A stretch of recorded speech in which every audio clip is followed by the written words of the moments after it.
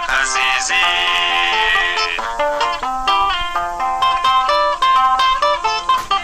dore impamvu ituma nkwiyama ku Gisenyi urahasenyuye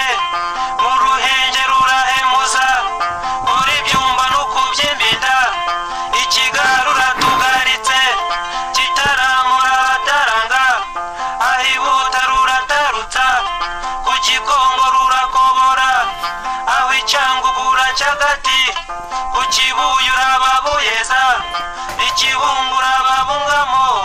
Manyinya we undekure nawe Manyinya we wingira umusinzi Manyinya we winyita akazizi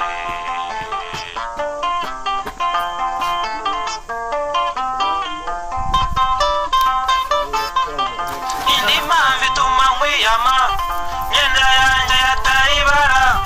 banki yanjye ni mu kabare niwe muhogo ubwo Gifa kagemurirwa kamanurira Akanyaru Manyinya we undekure nawe Imana kuze byaha byinshi ushobora kumpamagara iyo uhamagawe n'Imana n'ibibazo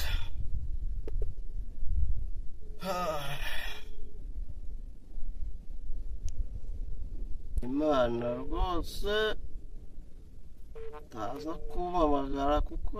impamagara byaba ari ikibazo. Alo Imana tuvugana oya ni Yesu nashakaga Imana rero uramenye kandi ubabarire ume Imana tuvugane kuko negereje kuza kumpamagara byaba ari ibindi bibazo kandi njyewe nshaka kuvugana n'Imana.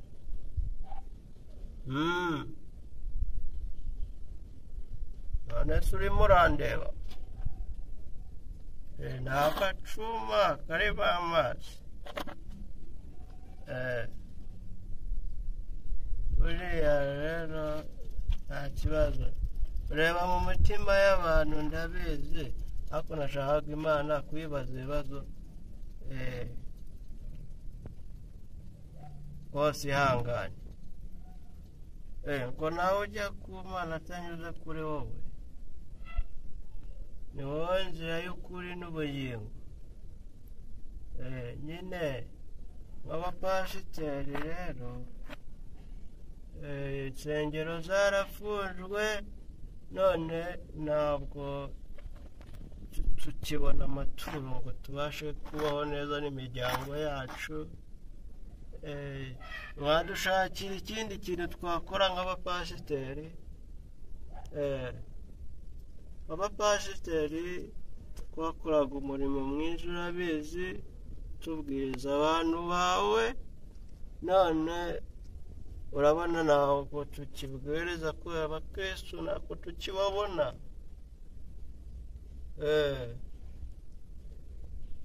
wowe tujye guhinga rwose ko twagiye mu murimo wawe twanga guhinga none ubu ngubu rwose watudohoreye n'iki cyorezo ukakijyana aho mu ijuru ngo bimeze biteze mwebwe nyine ni amahoro twebwe icyorezo kitumereye nabi nyine nakumi buriya rero ubwira Imana nyine igira icyo dukorera nk'abapasiteri tubashe kubona imirimo nyine n'amazi narindi kunywa urebye amazi narindi kunywa uretse ko nyine harimo akantu nyine nari ngakumbuyeho bukeya ariko rero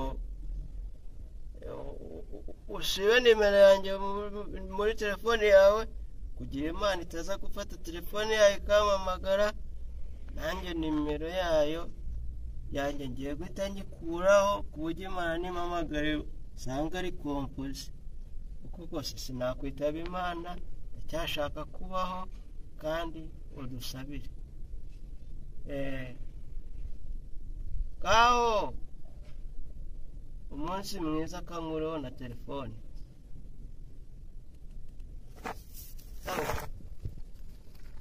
madamu kamubwire ko navuganye na Yesu yangana ngerayo sinziriwe ndabasha kugerayo Yesu twavuganye munyenga wa Yesu bugere